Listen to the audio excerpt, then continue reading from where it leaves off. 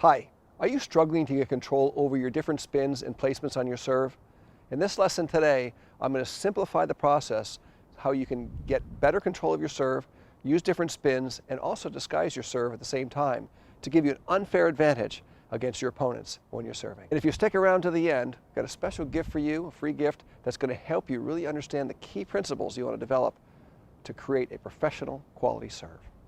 So most of us have been taught to place the ball in different areas to naturally place the spin on the ball that we're trying to learn. And I think that in the developmental phases of learning to serve, in the early phases, that is really acceptable because you are trying to learn the feel of playing different spins. So for example, if I were going to hit a slice serve out in the deuce court, I remember as a kid that my coach wanted me to place the ball out to the right a little bit. So if I place the ball out to the right, it feels natural to make the ball slice and turn over and go cut off the court and get the slice feel. And then later on, my coach said, okay, we're going to work on topspin, so that he would want me to place the ball more above my head, more than that even, above my head, so I could hit topspin. So there was a lot of variations going on in my ball toss location, and I found that that led to me being erratic and not being able to combine the ball toss I wanted with the effect I wanted and the placement I wanted. So if you think about it, there's 27 different combinations going on here. You have 3 different ball toss placements for 3 different spins into 3 different locations. That's pretty complicated to try to blend those together and have consistent accuracy and control over your spins. And if you watch the best servers in the world, and we'll use Roger Federer as an example, and even Rafael Nadal, you do not see extreme changes in their ball toss location to place the ball. And even Novak Djokovic has really cleaned that up. You cannot tell where he's serving when he places the ball. So for me, I think as we move along as tennis players and evolve and get more refined, the closer you can make the same ball toss work for the variety of different serves that you play, ultimately the more accuracy you're going to have and the more disguise your serve is going to have as well. And that's going to make you a much more effective server.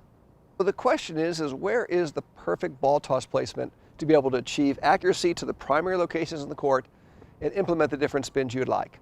And for me, I think that the ball toss location that's ideal is going to be inside the shoulders from a back view, inside the right shoulder, between the shoulder and say the ear, right in here, okay?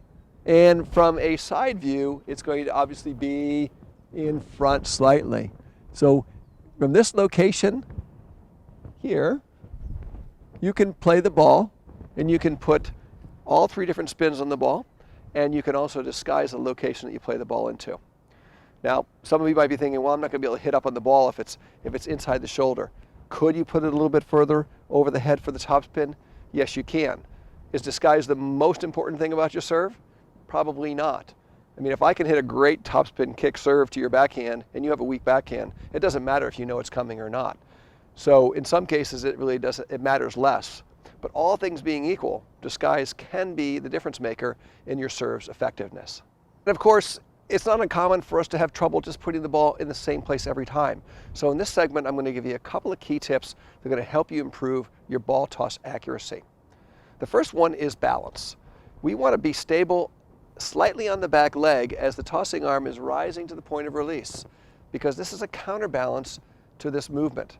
And during this phase of the serve, we want to be dead still. We want to be completely silent as we're lifting the ball up into the point of release.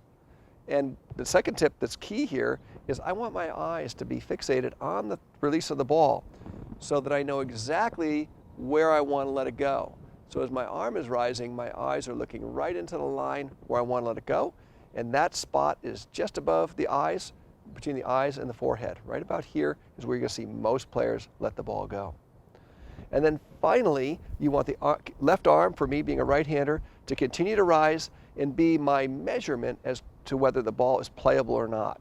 So the left arm is key, isn't it? To place the ball and say yes or no. And that was marginal. Okay, I don't think I would have played that because it didn't come back to my hand. I'll do another one.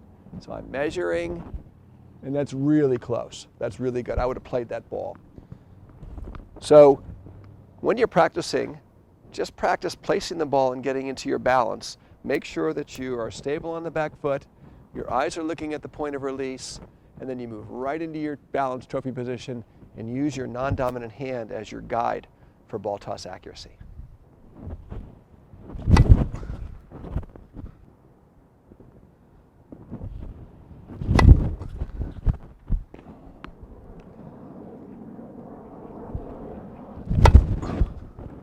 So to conclude, I really am an advocate of trying to minimize the ball toss variations to create the different effects on the ball, different spin effects, and different locations you play the ball into the court. And I think that's going to help you focus on the feel of how you spin the ball and how you gain control to your targets. We want to minimize the variables and keep things as simple as possible. And I think that's really going to help you ultimately get more accuracy and more control, and eventually it's going to enable you to even disguise your serve, which can be an important component of your serving tactics. I hope you really benefited from this video today. I had a blast making it for you. Thank you for watching the video. Please give us a like, subscribe to our YouTube channel if you've not done so already, and we welcome your comments down below. And also, we have a free gift for you. Just click on the link in the description down below and you'll get access to our library of lessons, which includes all the key elements of the serve that you want to develop. Really get those skills honed in so you can have a professional quality serve. And within the library itself are also the key elements on all the other major strokes in the game. So we're giving you a very useful and valuable guideline to build your game. And while you're on our website, take a browse around. We do have some additional free lessons. We also have a membership program, and we also have a world-renowned Serve Foundation course that will really help you build a professional quality serve. We'll see you in the next video.